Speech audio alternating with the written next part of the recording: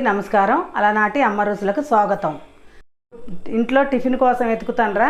ఇంట్లో టిఫిన్ కోసం వెతకాల్సిన నేను ఇప్పుడు ఒక పొడి రెడీ చేస్తున్నా. ఆ పొడితోని మీరు ఎప్పటికప్పుడు దోశలు వేసుకొని తినొచ్చు. ఒకలా పొద్దున కావాలంటే పొద్దున, సాయంత్రం కాదు ఒక గంట నానబెట్టుకొని ముందు దోశలు వేసుకొని తినొచ్చు. ఇప్పుడు స్టవ్ వెలిగిస్తున్నా, ఆ పొడి చేసి చూపిస్తాను మీకు.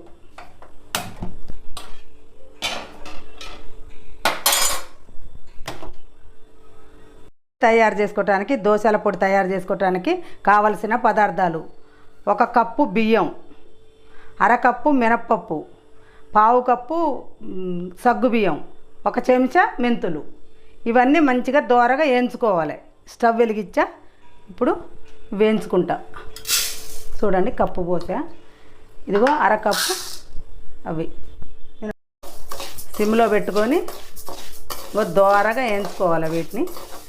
ఇగో అరకప్పు మినపప్పు కూడా పోతాను, అన్నీ కలిపి మంచిగా వేయించుకోవాలి.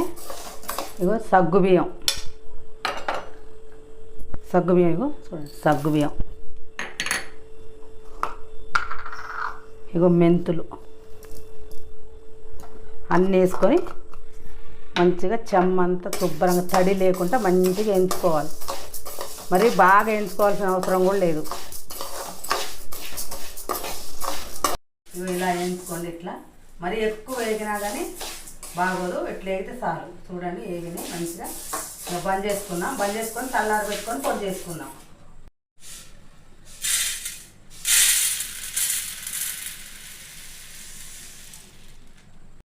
చూడండి వేయించుకొని అన్నీ ఇట్లా చల్లారినాయి. ఇప్పుడు మిక్సీ పట్టుకుందాం.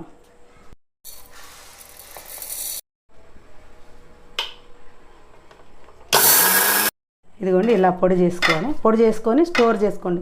మరీ మెత్తగా పట్టుకోకండి, కొంచెం బరకు ఉంచుకుంటే మంచిగా వస్తాయి దోశలు.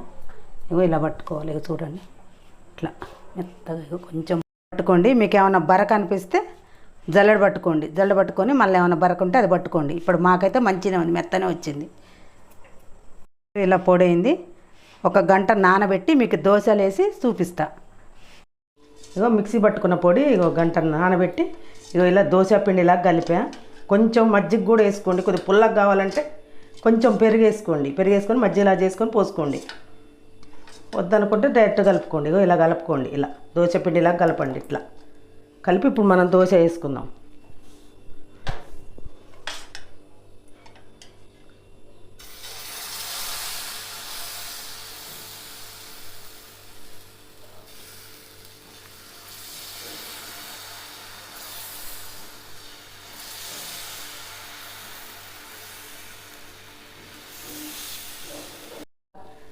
కొంచెం మందం వస్తుంది. కావాలంటే ఇంకా కొంచెం మెత్తగా పట్టుకోండి పిండి. మేము కొంచెం బరకుంటట్టు పట్టినాం. రవ్వ దోశ ఎలాగ ఉంటుందని ఇట్లా పట్టినాం. మీరు కావాలంటే మెత్తగా పట్టుకొని ఇంకా చేసుకోండి. ఇక చూడండి సేమ్ దోశ ఎట్లుందో అట్లానే వచ్చింది. మీరు రుబ్బుకోవటం, నానబెట్టుకోవటం ఇదంతా ఏది లేకుండా మంచిగా ఇట్లా లైట్గా వేయించుకొని ఇట్లా పొడి పెట్టుకొని 1 గంట ముందు కలుపుకొని మంచిగా కొంచెం మీకు పులుపు కావాలంటే కొంచెం పెరుగు వేసుకొని కలుపుకొని మంచిగా వస్తాయి. చూడండి ఎలా ఉందో, కలర్ఫుల్గా వచ్చింది.